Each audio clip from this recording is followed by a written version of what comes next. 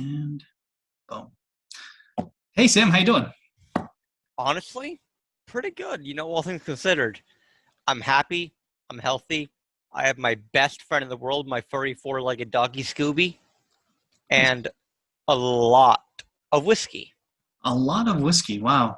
Well, let's talk a little bit about that. How did you come across all of this whiskey? What do you mean come across all this whiskey? Let's talk a little He bit said about. evilly. Yeah.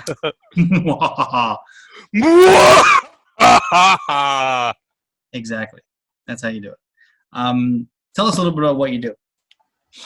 uh, that is a complicated answer to a complicated question. So, kind of officially, I'm a whiskey sommelier and author. Um, so that's kind of like the official public-facing, titles. But what I actually do is I talk and drink and taste whiskey for a living. Um, I run a bar program when it's not COVID down here in Los Angeles, California, in Santa Monica. I help run the Daily Pint Whiskey program. Before that, I worked at a whiskey bar in Beverly Hills, who I'd rather not name. Just we didn't part on the best terms. I don't want to say a name. I don't want to badmouth anybody. It was a beautiful bar, but such is life that sometimes you don't always part on best terms. Um, so not only do I help run the bar program. I keep saying run, but I really it's a team effort. I help run with the owner's daughter, Kira. I do private tastings for people who love whiskey and who are hosting parties and stuff like that, all across the LA area, into Orange County, and kind of the West Coast of the people who've gone through the whiskey sommelier program. Think of it what you will.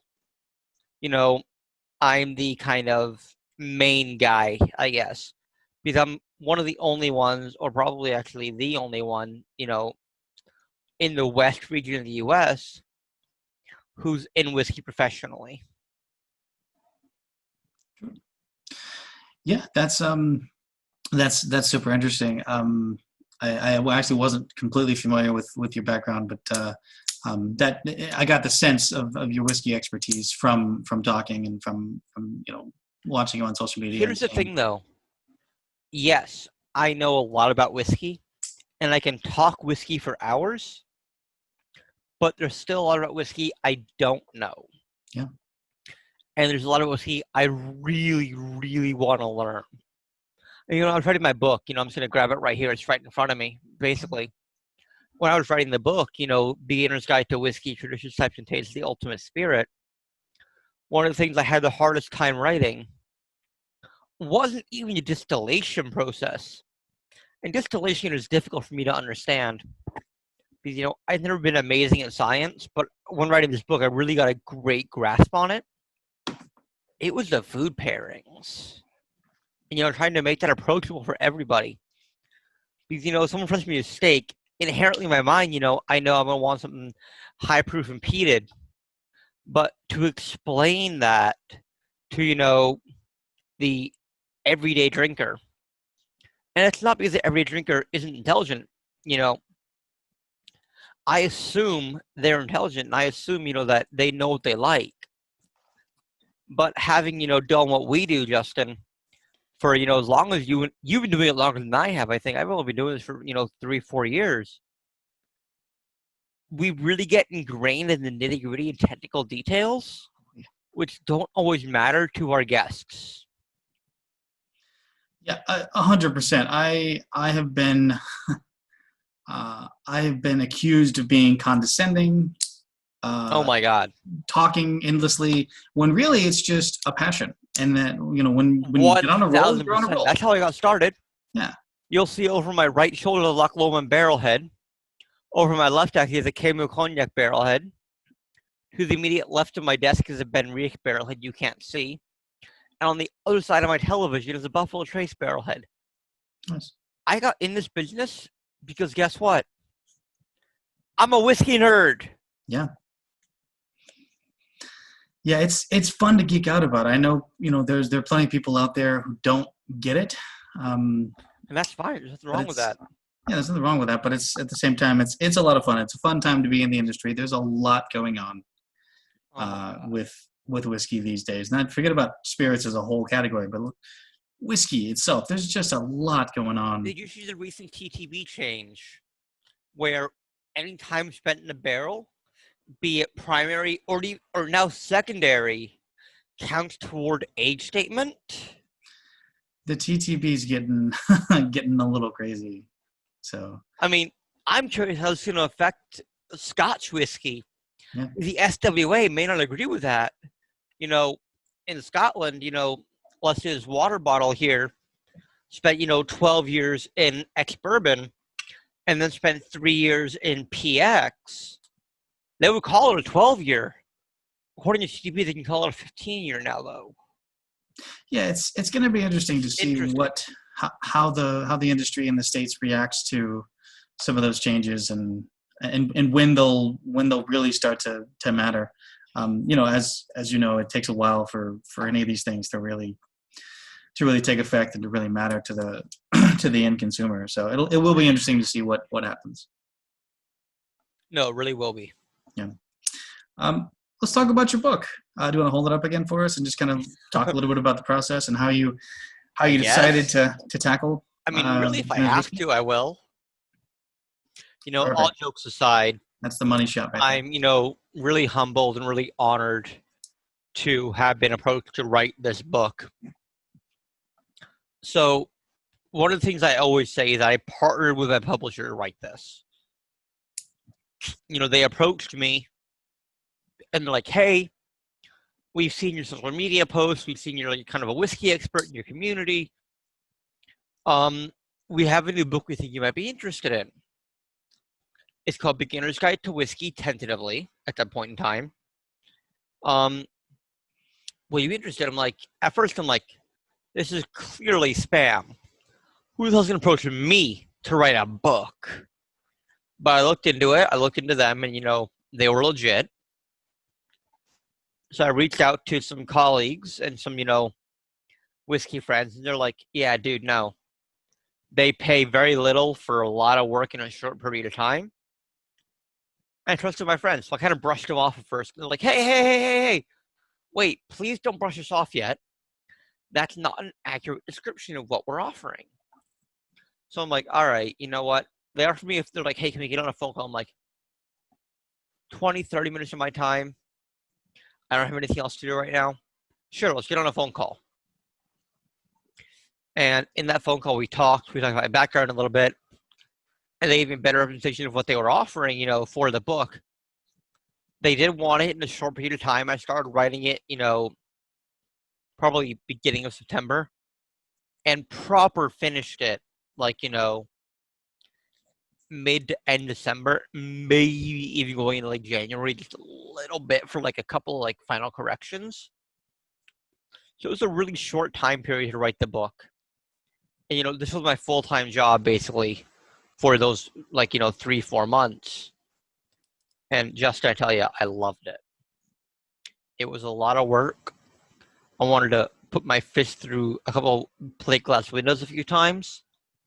But honestly, I am so grateful for, the opportunity. Awesome. So if you look below, you'll see, for those of you watching, you'll see the links. You can pick up the book, pretty sure on Amazon and a couple of other places. So, well, actually, they can get it directly from me. If you're interested in an author signed copy, if I plug myself for a moment. Absolutely. Go to beginnersguidetowhiskey.com. Doesn't matter if you spell it with or without the E in whiskey. I will happily sign, and I offer, my signature for every copy purchased. Doesn't matter if it's 1 copy or 100 copies. You will get my signature on the book.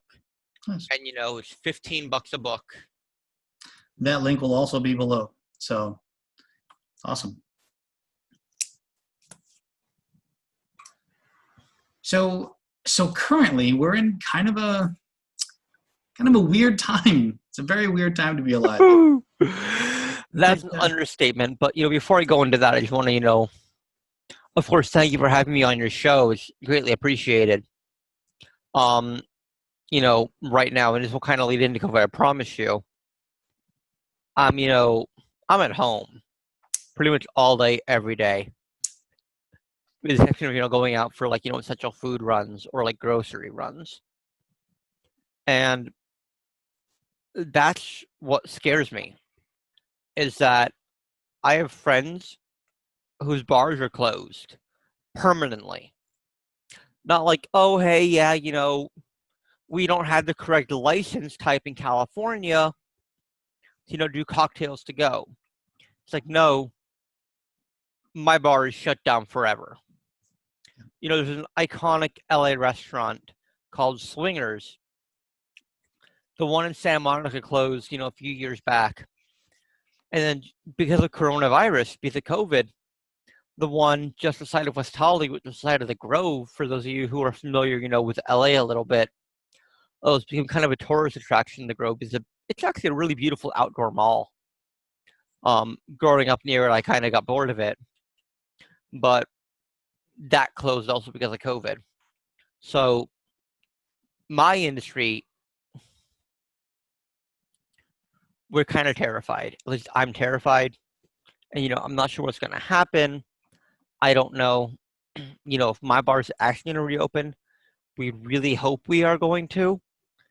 And I know our owner's redoing the floors right now, but this is lasting a lot longer than I think any of us really did think it would. Absolutely. Yeah, it is a crazy, scary time. I've been in the hospitality, restaurant, hotel, spirits, wine business for a long time, and it's very scary to think somewhere between 25 and 50% of the restaurants in most major cities might not reopen. That's a lot of jobs. Oftentimes, I don't hate to be the bearer of bad news, but really in this time I kind of do. I would estimate that it should be closer to 50 to 60% than less. Yeah. And that really breaks my heart. Here in LA, there were a few, quote unquote industry bars. One of them being a personal favorite, Melrose Umbrella Company on Melrose in West Hollywood. And when I was there picking up some food the other week, I asked one of the owners, I'm like, dude, be honest with me, please.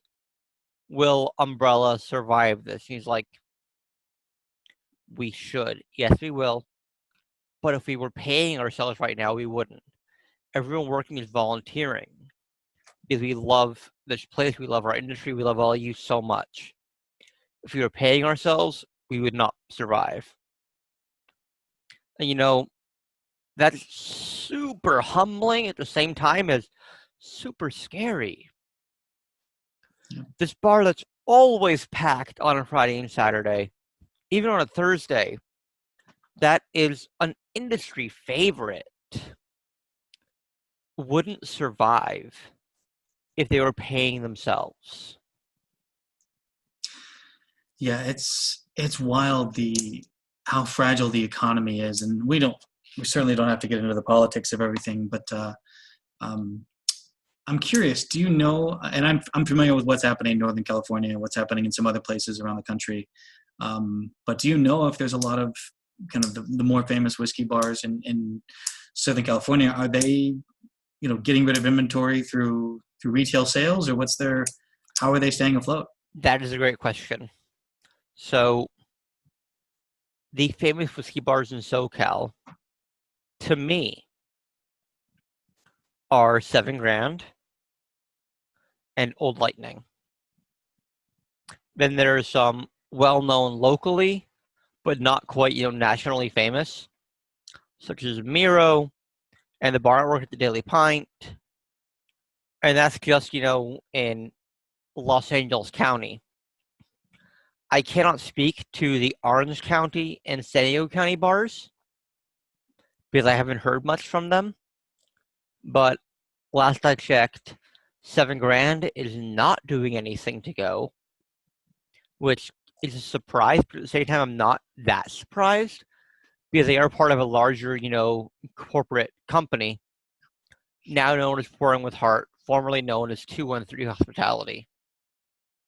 And, they own bars as far south as San Diego. They have $7,000 and Bar 30 Piece in San Diego. And, they have bars in Denver as well. And even Austin, they have a Las Perlas Austin and a $7,000 Austin. And I cannot speak for bars in other states. All I know is that the California ABC has passed some regulatory relief, which allows on-premise, such as bars and restaurants, to operate as an on-premise at a distributor. So theoretically speaking, Justin, if I owned, Sam's Whiskey Bar in Beverly Hills, California, and you owned Justin's Dram out in, Pasadena, you could come to Sam's Whiskey Bar and buy from me my stock as if I was a distributor. For those of you unfamiliar, the U.S. has a very bizarre three-tier system. Yeah, bizarre is one word for it. That's being polite, right? Yeah. So in this case, California ABC has passed regulatory relief. I cannot say that word. Regulatory relief, allowing bar-to-bar transactions as if they were distributors. Yep. And also allowing bar-to-consumer transaction as if the bar was a liquor store or a market, an off-sale, sales for consumption off of the premises, whereas bars and restaurants are almost always, with the rare exception, an on-sale consumption for on the premises. Do you know of a lot of places that are actually making making sales and doing what they have to do to survive by selling those collections? Most every bar in LA. Yeah. Again, Merrill's Umbrella is selling their company. The famous Employees Only has an outpost, whatever you want to call it. They have a location here in West Hollywood, California, and they're selling their bottles. Their collection isn't rare, but every place is pretty much, look, this is our inventory right now. For right now is excess. You're not going to go through a bottle of vodka a night. We'd rather sell to you, for a retail price instead of hold on to it for ourselves for when we reopen in, August or July. How do you see this ending? I don't. So let me explain that. From what I understand, SARS-CoV-2, or the novel coronavirus, or COVID-19, whatever you want to call it, right now there's no vaccine. There's no cure. We don't know anything about it for all we know about it. A colleague of my father's, he got it bad, not fatal, thankfully, but he got it bad. His wife got it, but she was 100% asymptomatic. So it's scary. We don't know what's going on right now. My hope and my thought is that, local governments will continue to allow to-go cocktails and, for on-sale accounts to act as an off-sale account. Again, on-sale being normally consumption for on-premises, off-sale being consumption for off the premises. Right now we've got to-go cocktails, but here's the stipulation. You have to be able to provide a bona fide meal. You can't be like, oh yeah, here's your to-go cocktail, and here's your bag of Planters peanuts. It needs to be a meal prepared on the premises as a bona fide meal. Or, and this was just recently passed, the fifth notice of regulatory relief allows for bars that don't normally have kitchen service to partner with, a food producer, such as a food truck, to sell to-go cocktails with the food from that food truck. So my bar, we don't have kitchen at all. Like, there's no space for it. We barely have a space for our inventory, to the point where not even barely, not enough space for inventory, where we have to get a separate,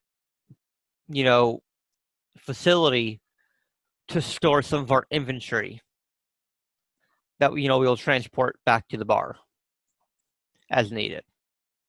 Well, yeah, it's it's not all doom and gloom. There's a lot going on in the industry to show the character of a lot of people. I think there's been a lot going on that has shown people come together. Like the community of the bar industry, the hospitality industry as a whole, is strong, and I see a lot of resilience. So hopefully we'll be sharing a dram soon somewhere. I would love nothing more. Yeah. Well, it's not true. I would love, a black art very much more than, sharing a dram with you. Although sharing a dram with you is very high on my priority list of things I would love to do. But, Fantastic. a birth year bottle kind of tops you a little bit. Tiny bit, I can see it eking out a little bit of an advantage. We will work on that soon, my friend. I appreciate your time. Thank you for coming on. Again, you can click all those links and definitely go buy the book. Ladies and gentlemen, thank you for listening to me ramble on for the past, 20 minutes. Justin, thank you for having me. Cheers. Until then, sir, cheers. I will toast you with water because I'm trying to be good.